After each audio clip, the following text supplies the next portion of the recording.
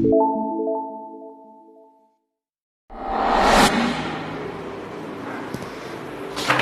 ગયા લેક્ચરમાં ત્રિકોણ અને ચતુષ્કોણ વિશે ચર્ચા કરી હતી. આગળ જોઈએ.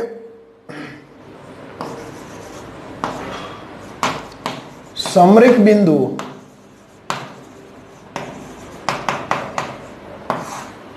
સમરેખ બિંદુઓ કેવી રીતે આપણે મેળવીશું? તો જુઓ, ધારો કે A, B અને C સમરેખ બિંદુ છે. A of Z1 છે, B of Z2 છે, C of Z3 છે. તો આપણે AB પ્લસ BC આપણે શોધીશું. AB વત્તા BC બરાબર AC થાય તો આ જે ત્રણ બિંદુઓ છે એ સમરેખ છે તેમ કહેવાય. ઓકે, તો અહીંયા AB પ્લસ BC બરાબર આપણે AC, એટલે અહીંયા AB બરાબર શું લખાય? Z1 અને Z2 વચ્ચેનું અંતર, એટલે માનાંકમાં Z1 minus Z2 plus BC એટલે તમે શું લખી શકો? માનાંકની અંદર Z2 માઇનસ Z3 અને AC એટલે માનાંકની અંદર Z1 માઇનસ Z3. એટલે આ જે છે એ આપણને આ ત્રણેય બિંદુઓ સમરેખ છે તેમ દર્શાવે, જો આ શરતનું પાલન થાય તો. ઓકે, એટલે આ વસ્તુ એક ધ્યાન રાખજો. અથવા જો A of Z1 plus comma B of Z2 C of Z3 એ સમરેખ બિંદુઓ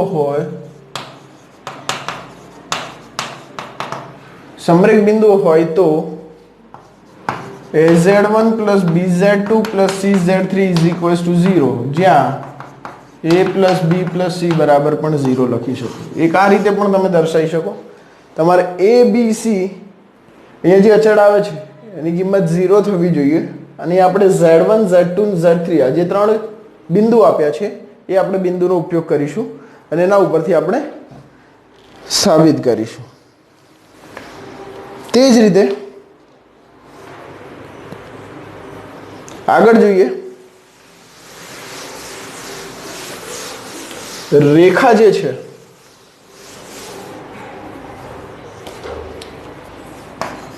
રેખાનું સમીકરણ.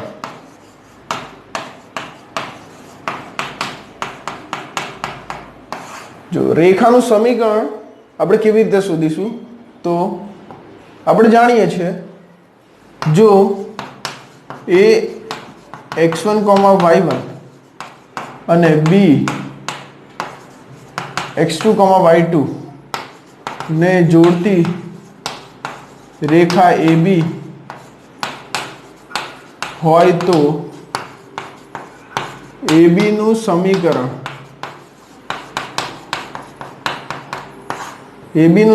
થઈ જશે y minus y1 upon y2 minus y1 બરાબર x minus x1 upon x2 minus x1. આ જે છે તમારે રેખા ચેપ્ટરની અંદર આવશે, બે બિંદુને જોડતી રેખાનું સમીકરણ.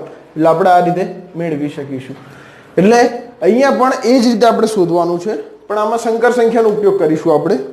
તો સંકર સંખ્યાનો ઉપયોગ કરીને કેવી રીતે શોધીશું તો એ સમજીએ. તો જો A of Z1 અને B of Z2 ને જોડતી રેખા AB હોય તો, A અને B ને જોડતી રેખા AB હોય તો AB નું સમીકરણ આપણને મળશે, ધ્યાન રાખજો, Z minus Z1 upon Z2 minus Z minus Z1 upon Z2 minus Z1, અને અહીંયા આવશે Z minus Z1 upon Z2 minus Z1 નો આખાનો 12. એટલે આ 12 બંનેને અલગ અલગ આપી દઈશું. એટલે Z માઇનસ Z1 એનો 12 અપોન Z2 માઇનસ Z1 એનો 12, અને અહીંયા આવશે Z માઇનસ Z1 ના છેદમાં Z2 માઇનસ Z1. એટલે આ જે મળશે એ શું દર્શાવશે? AB નું સમીકરણ દર્શાવશે. એટલે ધ્યાન રાખજો, જ્યારે બે તમને બિંદુ આપેલા હોય ત્યારે સમીકરણ શોધવું તો આ રીતે પણ શોધી શકો છો, અથવા નિશ્ચાયકની મદદથી શોધવું હોય તો તમને આ રીતે મળશે. અહીંયા x y1, અહીંયા આવશે x1 y1 1, x2 y2 1 બરાબર 0. અહીંયા લખી દેવાનું z1 શું છે તો x1 પ્લસ iy1 અને z2 શું છે તો x2 પ્લસ iy2. એટલે આ બંને જે છે બે બિંદુ આપેલા હોય તો બે બિંદુમાંથી પસાર થતી રેખાનું સમીકરણ નિશ્ચાયકનો ઉપયોગ કરીને આપણે આ રીતે શોધી શકીશું. ઓકે,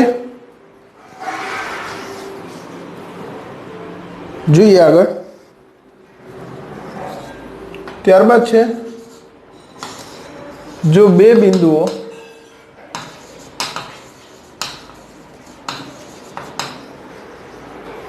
P of Z1 અને P of Z2 આપેલ છે તો લંબ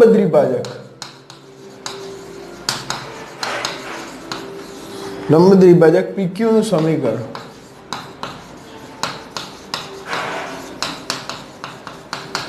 ચલો PQ નું સમીકરણ આપણે શોધવાનું છે. તો સિમ્પલ વસ્તુ છે, જો આ બિંદુ P છે P of Z1 અને આ બિંદુ છે Q of Z2, તો આનો લંબ દ્વિભાજક છે આ. આપણા લંબ દ્વિભાજકનું આપણે સમીકરણ શોધવાનું છે. લંબ દ્વિભાજક એટલે શું છે? રેખા છે, સમજી લો.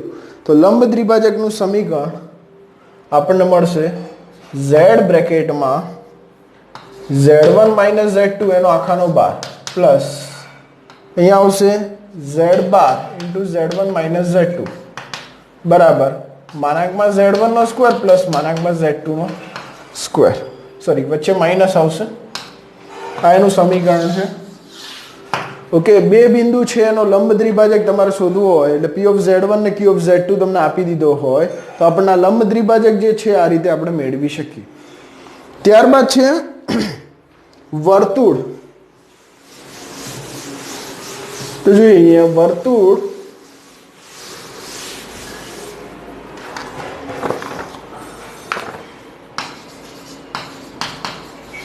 વર્તુળનું સમીકરણ કેવી રીતે શોધીશું? તો ધારો કે આ વર્તુળ છે, આમાં એનું કેન્દ્ર છે, આ ત્રિજ્યા છે r. ઓકે, કેન્દ્ર છે z0. તો વર્તુળનું જે સમીકરણ જે છે, વર્તુળનું સમીકરણ આપણને મળશે કેવી રીતે? તો z માઇનસ z0 એનો માનાંક બરાબર r. આમ તો વર્તુળ જે છે એનું વ્યાપક સમીકરણ આ રીતનું હતું, z માઇનસ z0 નો square plus sorry x minus x0 નો square plus y minus y0 નો સ્ક્વેર બરાબર r સ્ક્વેર. તો હું બંને બાજુ જો વર્ગમૂળ લઈ લઈશ તો x માઇનસ x0 નો square plus y minus y0 નો સ્ક્વેર બરાબર અંડર રૂટમાં થઈ જશે r સ્ક્વેરનું વર્ગમૂળ થઈ જશે r. હવે આને હું લખી શકું, આ શું છે? વાસ્તવિક ભાગનો સ્ક્વેર પ્લસ કાલ્પનિક ભાગનો સ્ક્વેર. તો આને મારે લખાય કે માનાંકમાં, કારણ કે અંડર રૂટની અંદર વાસ્તવિકનો સ્ક્વેર પ્લસ કાલ્પનિકનો સ્ક્વેર એટલે શું થઈ જશે? માનાંકમાં z એટલે વાસ્તવિક ભાગ થઈ જશે આ પ્લસ i કાલ્પનિક ભાગ થઈ જશે આ બરાબર અહીંયા શું થઈ જશે? r. આને હું લખી શકીશ x પ્લસ iy. જો આ બંનેને હું ભેગા કરીશ x પ્લસ iota y અને આમાંથી માઇનસ કોમન લઈ લઈશ એટલે x0 પ્લસ iota y0 બરાબર r. આ શું છે? તો z છે, સંકર સંખ્યા આપણે z લઈએ છીએ. તો અહીંયા લખી શકીએ z માનાંકની અંદર z માઇનસ આ શું છે? z0 છે એટલે z0 બરાબર r. એટલે આ રીતે આપણને સમીકરણ મળે છે. ઓકે, z0 એટલે શું થઈ જશે? x0 plus iy0. ઓકે, અને આ બિંદુ છે અને અહીંયા આપણે બિંદુ O લઈ લો અને આ બિંદુ P લઈ લો. P શું છે? z એટલે z જે છે x પ્લસ iy. તમે અહીંયાથી અંતરસૂત્ર વાપરશો એટલે તમને આ રીતે મળી જશે. OP શું દર્શાવે? ત્રિજ્યા દર્શાવે. ત્રિજ્યા ઉપરથી આ રીતે આપણને સમીકરણ મળશે અને સમીકરણ ઉપરથી આપણને વર્તુળનું સમીકરણ મળી જશે. એટલે યાદ રાખજો વર્તુળનું સમીકરણ આપણને શું મળશે z - z0 is equals to r.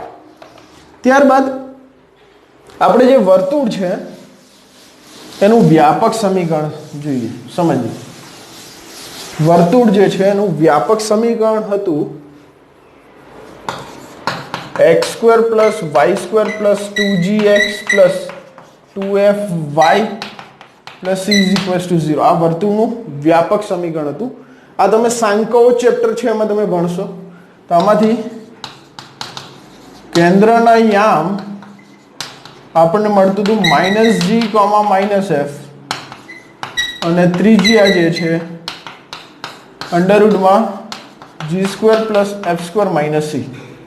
કેન્દ્રના યામ -g - f, ત્રિજ્યા છે √g² + f² - c. ચલો તો આ જે વસ્તુ છે એ xy સ્વરૂપે છે અને મારે સંકર સંખ્યા સ્વરૂપે લઈ જવું તો કેવી રીતે કરીશું? ધ્યાનથી સમજજો. જો અહીંયા આપણે x² + y² જાણીએ છીએ. જો મૂળ z બરાબર શું હતું? √x² + y². બરાબર. તો મૂળ z નો સ્ક્વેર કરીશ તો શું મળશે? x² + y². એટલે આ જે પદ છે એના સ્થાને હું મૂળ z એનો સ્ક્વેર લખીશ.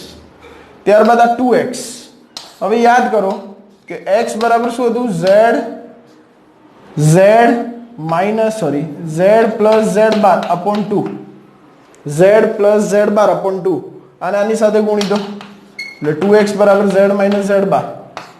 આ લખી શકાય. એટલે 2x જે છે એના સ્થાને હું લખીશ z - z/. એ જ રીતે 2y. તો 2y બરાબર શું હતું? 2y બરાબર હતું z - z/, સોરી અહીંયા પ્લસ આવશે, z - z/, y બરાબર z - z//2y. યાદ કરજો અનુબદ્ધ સંકર સંખ્યાના ગુણધર્મ એની અંદર આપણે આ ભણી ગયા છીએ. તો અહીંયાથી આ 2 ને આની સાથે ગુણાકારમાં લઈ જઈએ એટલે અહીંયા આવશે 2y બરાબર z - z/i. અહીંયા આની સાથે કઈ નહીં તો 1 તો મલ્ટીપ્લાયમાં હશે એટલે 1 ના સ્થાને હું લખીશ -i² છેદમાં i એટલે એક આયોટા કેન્સલ થઈ જશે એટલે આપણને મળશે -i × z - z/. ચલો અહીંયાથી 2y પણ મળી ગયો અને આ c શું છે તો એને એમને એઝ ઇટ ઇઝ રહેવા દો, પછી આપણે આગળ જોઈશું. તો આ બધાની જે કિંમતો છે આપણે અહીંયા મૂકીએ છીએ. જોજો અહીંયા તો મૂળ z નો સ્ક્વેર પ્લસ અહીંયા g × z + z/, g × z + z/, plus અહીંયા f × z, અહીંયા આગળ માઇનસ આયોટા આવી જશે કારણ કે 2y બરાબર છે -i × z - z/, એટલે -i × z - z/, plus c બરાબર 0. ચલો અહીંયા મૂળ z નો સ્ક્વેર કૌંસ ખોલી દઈએ gz + gz/, પછી અહીંયા થઈ જશે માઇનસ આયોટા fz અને અહીંયા થઈ જશે minus plus iota fz/, plus c બરાબર 0. ચલો આટલી વસ્તુ આપણને મળી છે. હવે આ જે વસ્તુ આપણને મળી છે ધ્યાનથી સમજજો. આ જે વસ્તુ છે એનો જ આપણે ઉપયોગ કરીશું.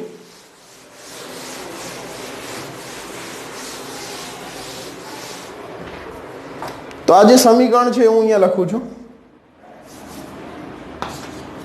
સમીકરણ શું હતું? મૂળ z નો સ્ક્વેર પ્લસ જો અહીંયાથી z કોમન લઈ લઈએ છીએ આપણે, એક આ પદ ને એક આ પદ, તો અહીંયા આવશે g - if × z અને આ જે પદ છે એમાંથી શું કરીએ? કોમન શું લઈશું? z/, એટલે g + if × z/, અને પ્લસ c બરાબર 0. અહીંયા જો g - if છે અને અહીંયા g + if છે તો જો હું આને એક સંકર સંખ્યા ધારી લઉં, ધારો કે આ કોઈ એક સંકર સંખ્યા છે a, બરાબર, તો ધારી લઈએ. ધારો કે a બરાબર છે g + if, તો a બાર શું થઈ જશે? g - if, કારણ કે a બાર એટલે શું થશે? આ જે છે એની સંકર સંખ્યા, અનુબદ્ધ સંકર સંખ્યા, એટલે g - if, એટલે આના સ્થાને શું લખીશું? a બાર. આના સ્થાને શું લખીશું? a. એટલે આપણને સમીકરણ મળે છે મૂળ z સ્ક્વેર પ્લસ અહીંયા થઈ જશે a bar into Z plus A into Z bar plus C. ચલો તો મને કેન્દ્રના યામ કોઈ કહેશે કેન્દ્રના યામ શું હતા?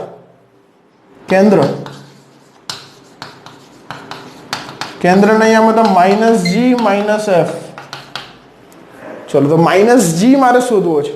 સમજો માઇનસ જી આપણને આ રીતનું આપેલું હોય અને એમાંથી કેન્દ્રને યામ શોધવા હોય. માઇનસ જી શોધીશ તો જો એ બાર આપણી જોડે આ છે, બી બાર આ છે, સોરી એ બાર આ છે, એ છે જી પ્લસ આઈએફ, એ બાર છે જી માઇનસ આઈએફ. કરો આ બંનેનો સરવાળો એટલે અહીંયાથી આઈએફ કેન્સલ એટલે શું થઈ જશે? આ 2g. 2g બરાબર એ વત્તા એ બાર, તો g બરાબર શું થઈ જશે? એ પ્લસ એ બાર બાય 2. એટલે g ના સ્થાને શું લખી દઈશું આપણે? એ પ્લસ એ બાર બાય 2 અને આગળ શું આવશે? માઇનસ. એ જ રીતે મારે f શોધવો હોય તો આ બંનેની બાદબાકી કરવી પડશે, તો g cancel, if minus minus plus if એટલે 2if અને અહીંયા 2i વડે ભાગીશું તો અહીંયા થઈ જશે માઇનસ એ બાર અપોન 2 આયોટા. અને અહીંયા કંઈ નહીં તો -1 હશે, -1 ના સ્થાને શું લખાય? આયોટા. એટલે અહીંયાથી એક આયોટા કેન્સલ થઈ જશે એટલે આપણને મળશે અહીંયાથી માઇનસ એ પ્લસ એ બારના છેદમાં 2, અહીંયા થઈ જશે આયોટા સ્ક્વેર એ માઇનસ એ બારના છેદમાં 2 આયોટા. એટલે અહીંયાથી આયોટા કેન્સલ થઈ જશે એટલે આપણને મળશે minus a plus a bar by 2 અને કોમા અહીંયા હું બાજુમાં લખી દઉં છું માટે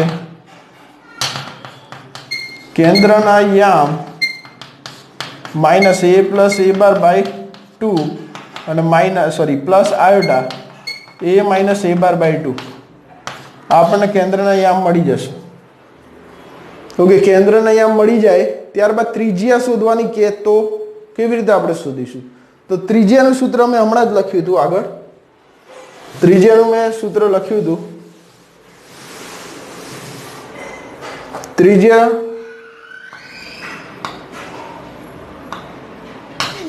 ત્રિજ્યા બરાબર √g² plus f² minus c.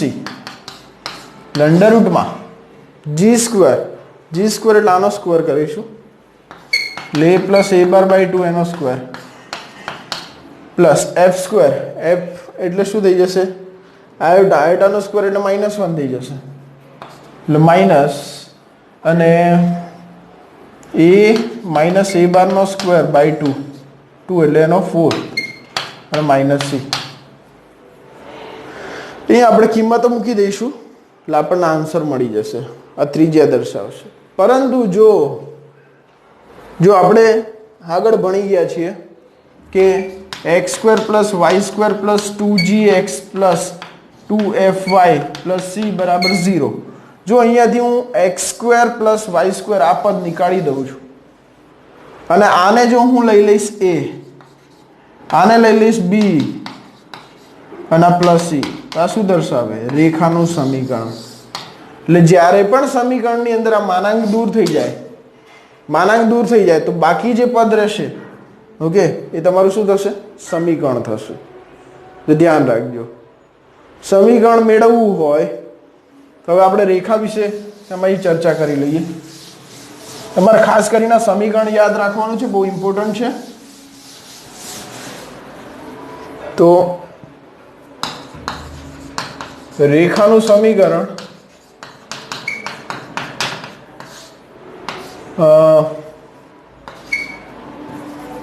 Mode z નો સ્ક્વેર વત્તા a into z bar plus a bar into z plus c બરાબર 0. ઓકે, જ્યાં મોડ z શું છે? 0 છે. આ યાદ રાખજો, મોડ z 0 છે એટલે આ નીકળી જશે એટલે આજે તમને મળશે એ શું મળશે? રેખાનું સમીકરણ. ચલો તો મારે રેખાનો ઢાળ શોધવો છે. રેખાનો ઢાળ તો કેવી રીતે મળશે? તો રેખાનો ઢાળ આપણે શોધવો હોય તો જેમ કે મેં હમણાં તમને જો આપણે રેખાનું સમીકરણ જોયું હતું x² plus y² plus 2gx, sorry વર્તુળનું સમીકરણ પ્લસ 2fy પ્લસ c બરાબર 0. આપણી જોડે સમીકરણ હતું તો એમાંથી આપણે x² પ્લસ y² બરાબર 0 લઈ લઈએ એટલે આ જે છે રેખાનું સમીકરણ થઈ જશે. તો 2g શું થશે આપણો a, આ 2f શું થશે b. તો રેખાનો ઢાળ શોધવો હોય તો સૂત્ર છે માઈનસ x નો સહગુણક ભાગ્યા y નો સહગુણક.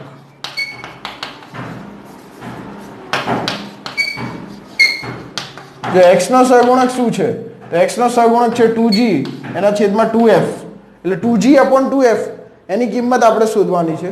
તો જો a બાર શું હતો એ હતો g પ્લસ if અને a બાર છે g માઇનસ if. ચલો આ બંનેનો સરવાળો કરીશું એટલે 2g બરાબર થઈ જશે a પ્લસ a બાર અને 2f બરાબર શું થઈ જશે આ બંનેની બાદબાકી કરીએ તો શું આવશે. તો જો અહીંયા બંનેની બાદબાકી કરીશું તો if પ્લસ if એટલે 2if બરાબર a માઇનસ a બાર એટલે અહીંયા a minus a bar upon 2i અને અહીંયાથી જે આયોટા જે છે અહીંયાથી 2 ને તમે આની સાથે ગુણી દીધો અહીંયાથી આયોટાને હટાવવો હોય તો આપણે શું કરવું પડે અહીંયા જે માઇનસ આપેલો છે બરાબર અધરવાઇઝ એઝ ઇટ ઇઝ રહેવા દો. 2g ના સ્થાને આપણે લખી દો અહીંયા a પ્લસ a બાર અને 2f જે છે એના સ્થાને લખીશું a minus a bar upon iota અને આની આગળ જે માઇનસ હતું એ માઇનસ એઝ ઇટ ઇઝ એટલે છેદનો છેદ ક્યાં જશે ઉપર અંશમાં એટલે આપણને મળશે રેખાનો જે ઢાળ છે એ આવશે minus iota into a plus a બારના છેદમાં a minus a bar. Okay આ જે છે આપણને રેખાનો ઢાળ મળશે. એટલે ક્યારેક આ રીતનું સમીકરણ આપેલું હોય છે વર્તુળનું સમીકરણ એમાંથી આપણને એવું કહે છે કે રેખાનું સમીકરણ એટલે રેખાનો ઢાળ આપણે આ રીતે મેળવી શકીએ.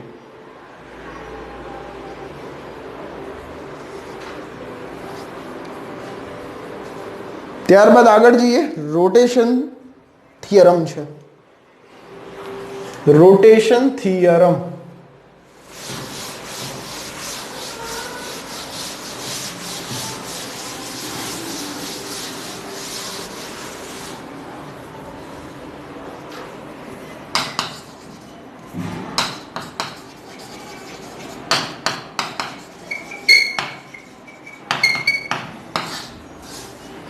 તો રોટેશન થિયરમમાં શું કહેવા માંગે છે તો જેમ કે હું આકૃતિ દોરું છું આ x અક્ષ છે આ y અક્ષ છે ધારો કે આ z1 છે અને આ z2 છે. જો z1 જે છે x અક્ષની ધન દિશા સાથે θ માપનો ખૂણો બનાવે ધ્યાનથી સમજજો બરાબર અને z1 અને z2 વચ્ચેનો ખૂણો છે આલ્ફા. z1 અને z2 વચ્ચેનો ખૂણો શું છે આલ્ફા અને z1 જે છે x અક્ષની અહીંયા લખીશું ધારો કે z1 એ x અક્ષની ધન દિશા સાથે θ માપનો ખૂણો બનાવે છે. z1 એ x અક્ષની ધન દિશા સાથે θ માપનો ખૂણો બનાવે છે. તે જ રીતે z2 કેટલાનો ખૂણો બનાવશે જો અહીંયા z1 અને z2 વચ્ચેનો ખૂણો શું છે આલ્ફા છે અને અહીંયા જે θ1 છે કોની વચ્ચેનો ખૂણો છે θ1 સોરી θ એ x અક્ષ અને z1 વચ્ચેનો ખૂણો છે. તો z2 અને x અક્ષ વચ્ચેનો ખૂણો શું થશે θ પ્લસ આલ્ફા. હજી આખો ખૂણો બનશે એ કયો આવશે θ પ્લસ આલ્ફા અથવા આલ્ફા પ્લસ θ. તો z2 એ x અક્ષ ની ધન દિશા સાથે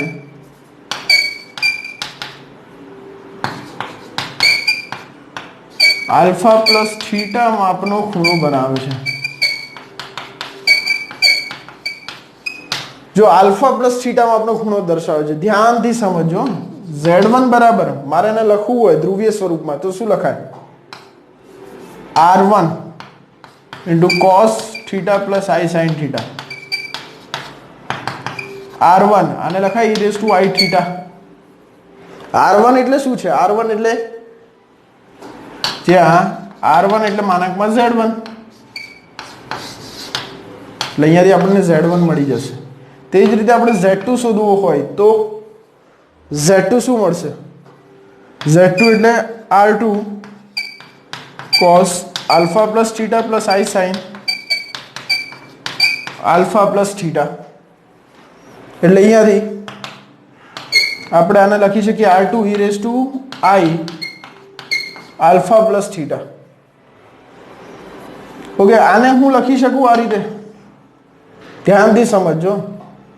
તો અહીંયા R2 e raised to I alpha into e raised to I theta. જો ચલ સરખા ગુણાકારમાં ઘાતનો સરવાળામાંથી આમાંથી આયોટા કોમન લઈ લઈએ તો આલ્ફા પ્લસ થીટા થશે. હવે જો અહીંયા R2 જે છે સિમ્પલ વસ્તુ છે, અહીંયા મોડ Z1 બરાબર મોડ Z2 છે, એટલે કે R1 બરાબર શું છે? R2 છે. એટલે હું R2 છે એના સ્થાને લખીશ R1 e raised to I theta into e raised to I alpha. એટલે R1 જે છે આટલું આખું પદ જે છે એને શું લખી શકીએ આપણે? જો R1 e raised to I theta એટલે Z1 થઈ જશે. તો અહીંયા આપણે આને દર્શાવી શકીએ આ રીતે, ધ્યાનથી સમજો. તો Z2 બરાબર Z1 into e raised to I alpha. Z1 જશે છેદમાં Z2 by Z1 બરાબર e raised to I alpha. Okay, એટલે આપણને એક સમીકરણ જેવું મળી ગયું. Z2 by Z1 એટલે Z1 આપેલ છે, જે આપેલ છે એ છેદમાં રાખવાનો, જે શોધવાનો છે એ ઉપર રાખવાનો અંશમાં, અને આલ્ફા એટલે બંને વચ્ચેનો ખૂણો દર્શાવે એટલે રોટેશન. જો અહીંયાથી આપણે આ દિશામાં જઈએ છીએ એન્ટી ક્લોકવાઇઝ વિષમ ઘડી દિશા, એટલે અહીંયા પ્લસ આલ્ફા લીધો છે. જો હું સમઘડી દિશામાં જઈશ તો અહીંયા માઇનસ આલ્ફા આવશે. એટલે અહીં વિષમ ઘડી તો પ્લસ આલ્ફા લઈશું અને સમઘડી તો માઇનસ આલ્ફા આવશે. એટલે આ બે વસ્તુ ક્લિયર રાખજો માઇન્ડમાં, કારણ કે આનો ઉપયોગ થશે આગળ. જો અહીંયા નેક્સ્ટ સમ છે, જો જે મેં આગળની થિયરી ચલાવી એના રિલેટેડ સમ છે, એટલે સમજો પ્રશ્નને. Z1 Z2 એ આ દ્વિઘાત સમીકરણના બે બીજ હોય તથા P અને Q જે છે એ સંકર સંખ્યા જે છે, P અને Q સંકર સંખ્યા હોય, A અને B એ શું દર્શાવે છે? Z1 અને Z2. તો એંગલ AOB બરાબર આલ્ફા હોય તથા OA બરાબર OB હોય તો સાબિત કરો કે P²/4Q બરાબર cos² આલ્ફા બાય 2. તો અહીંયા સમજીએ આપણે. હું તમને આકૃતિ દોરીને સમજાવીશ. આ x અક્ષ ને y અક્ષ છે. જો અહીંયાથી આ જે છે અને એક આ જે છે, આ A લઈ લો અને આને B લઈ લો, અધરવાઇઝ આને A લઈ લો અને આને B લઈ લો, એટલે તમને ઈઝી રહેશે. એ શું દર્શાવશે? Z1 અને આ Z2. જો આપણે આગળની થિયરીમાં જ ભણી ગયા, ધારો કે OA જે છે x અક્ષની ધન દિશા સાથે થીટા માપનો ખૂણો બનાવે અને આપણે આ બંને વચ્ચેનો ખૂણો જો AOB જે રકમમાં આપણને આપી દીધો છે આલ્ફા છે, તો OB જે છે x અક્ષની ધન દિશા સાથે કેટલાનો ખૂણો બનાવશે? Theta plus alpha. તો અહીંયા આ પાછી બે વસ્તુ આપણને આપેલી છે. જો આ બંને વસ્તુ ઉપરથી આપણે લખી શકીએ O એટલે શું થશે? માનાંકમાં Z1. OB એટલે શું થશે? માનાંકમાં Z2. માનાંકમાં Z1 બરાબર માનાંકમાં Z2 આપણને રકમમાં આપી દીધું છે, બરાબર. તો શરૂઆત કરીશું આપણે OA થી. તો અહીંયા Z1 બરાબર શું લખી શકીએ? માનાંકમાં Z1 અથવા R1 e raised to I theta.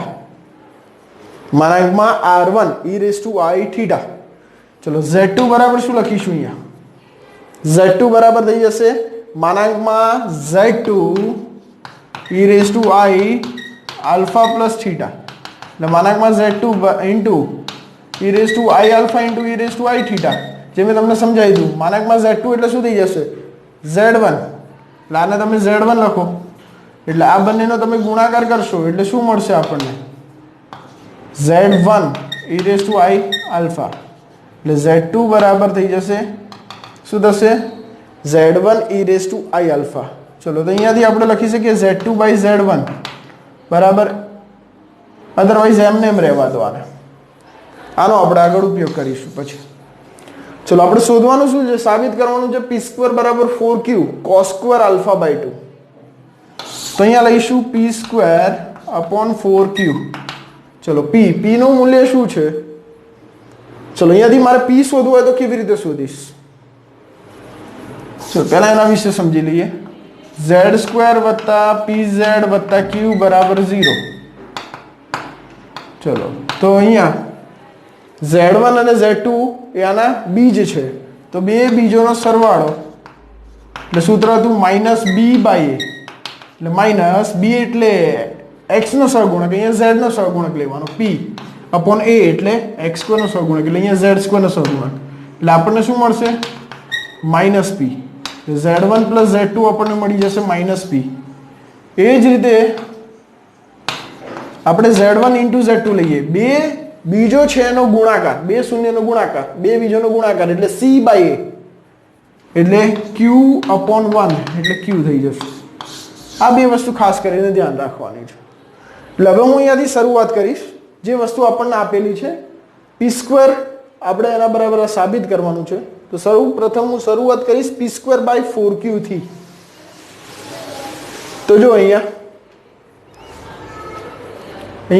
શરૂઆત કરીએ આપણે p² upon 4q. p² એટલે આનો સ્ક્વેર થશે z1 + z2 એનો હોલ સ્ક્વેર છેદમાં 4q q એટલે z1 * z2. ચલો તો અહીંયા z2 જે છે z2 ના સ્થાને આપણે મૂકી દઈએ z1 e raised to I alpha z1 + z1 e raised to I alpha એનો સ્ક્વેર અને છેદમાં 4 z1 * z1 e raised to I alpha. ઉપરથી z1 કોમન લઈ લઈએ એટલે z1 નો સ્ક્વેર થઈ જશે એટલે 1 + e raised to I alpha અને નીચે 4z1² e raised to I alpha આ તો જે પદ હતું એઝ ઇટ ઇઝ રહેશે. અહીંયાથી આ કેન્સલ થઈ જશે. ઓકે અહીંયા હોલ સ્ક્વેર આવશે. ચલો ઉપરથી આપણે કોમન લઈ લઈએ આને હું લખી શકું આ જે પદ છે આ જે પદ છે એના સ્થાને હું લખીશ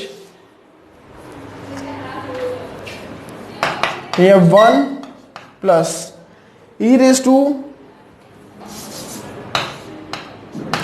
alpha by 2 કોમન લઈ લઉં છું. e raised to અહીંયાથી alpha by 2 કોમન લઈ લઈશ અહીંયા e raised to -alpha by 2 + e raised to alpha by 2 એનો સ્ક્વેર અને છેદમાં 4 e raised to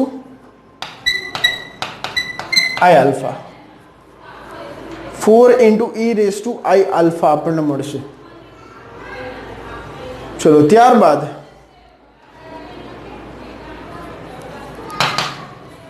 હવે હું સ્ક્વેર છે બંનેને અલગ અલગ આપું છું ધ્યાનથી સમજો. આ સ્ક્વેર આને આપું છું સાહેબ અહીંયા ક્યાંથી આવી ગયો ને અહીંયાથી આ પદ કેવી રીતે આવ્યું બહુ જ સમજવા જેવું છે. મેં e raised to I alpha by 2 વડે મેં ગુણ્યા છે. જો અહીંયા મેં ગુણ્યા છે અંદર બ્રેકેટમાં. હા તો અહીંયા મારે શું કરવું પડે છેદમાં મારે ભાગવા પડે એટલે આના જગ્યાએ આવું થાય. જો e raised to I alpha by 2 વડે મેં ગુણ્યા તો અહીંયા મારે દરેકને ભાગવા પડે.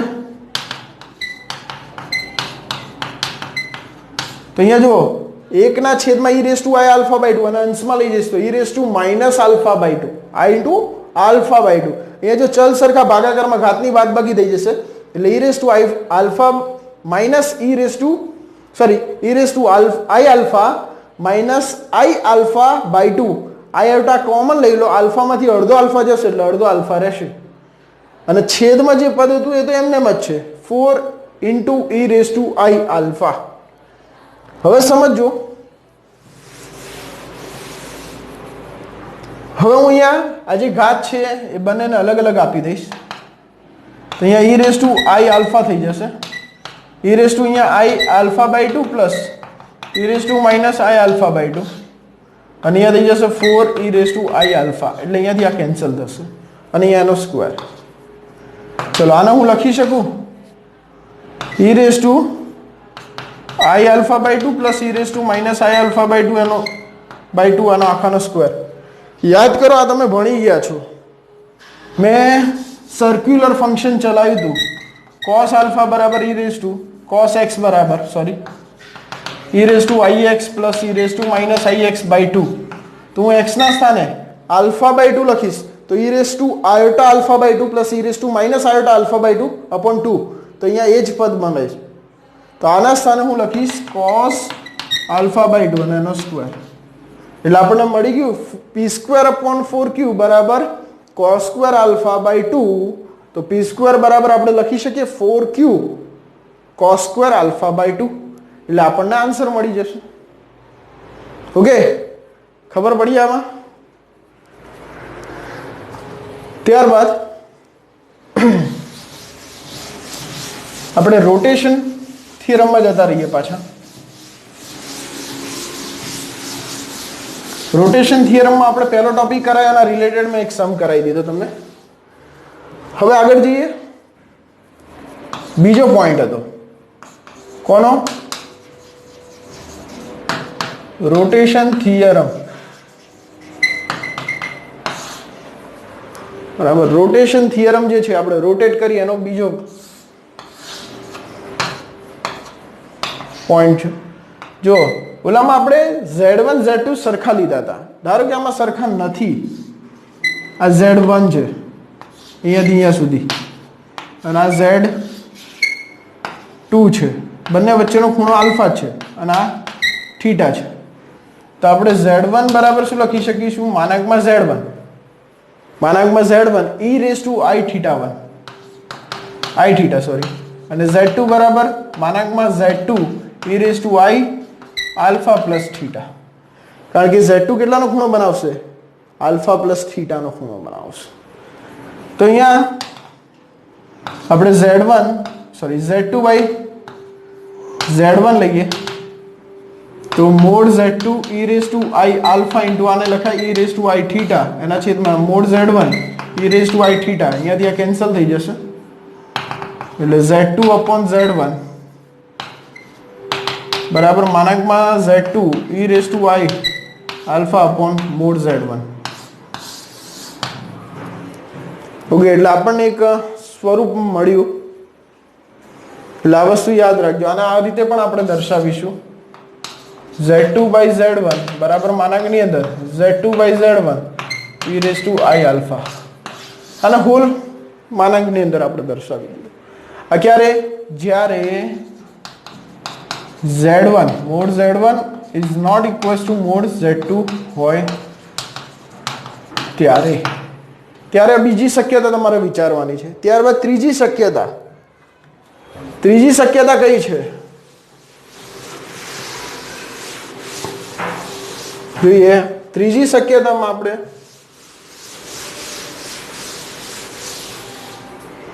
આપણે ઉગમ બિંદુને અનુલક્ષીને અહીંયા બે પોઈન્ટ જોયા. સૌપ્રથમ બંને સમાન હોય, બીજામાં સમાન ના હોય. ત્રીજો પોઈન્ટ છે ઉગમ બિંદુથી ના હોય. ધારો કે કોઈ એક બિંદુથી સ્ટાર્ટ થતા હોય, જેમ કે અહીંયાથી સ્ટાર્ટ થાય છે, એક આમ જાય છે એક આમ જાય છે, બંને વચ્ચેનો ખૂણો આલ્ફા છે. તો આ બિંદુ છે ને Z1 લઈ લઈએ. આ જે છે Z2 છે અને આ છે Z3 છે. ઓકે, તો અહીંયા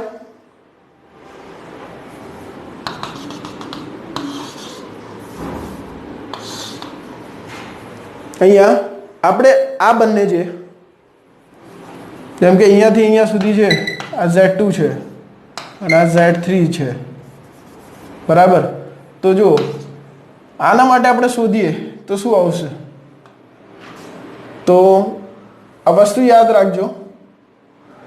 જે આઈરિયો આપણને આપેલ છે નામ મેળવવાનું છે. આપણે આ દિશામાં જઈએ છીએ એન્ટી ક્લોકવાઇઝ બરાબર. તો જે આપેલું હોય એ છેદમાં લખીશું એટલે Z2 માઇનસ Z1 અને જે મેળવવાનું છે આપણે અંશમાં લખીશું Z3 - Z1 બરાબર આ બંનેનો માનાંક જે હમણાં આગળ ભણી ગયા હતા Z3 - Z1 upon Z2 - Z1 અને આ બંને વચ્ચેનો ખૂણો શું છે e⁻i આલ્ફા.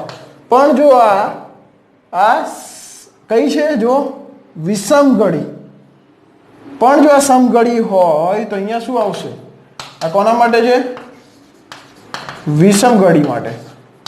જો સમઘડી હોય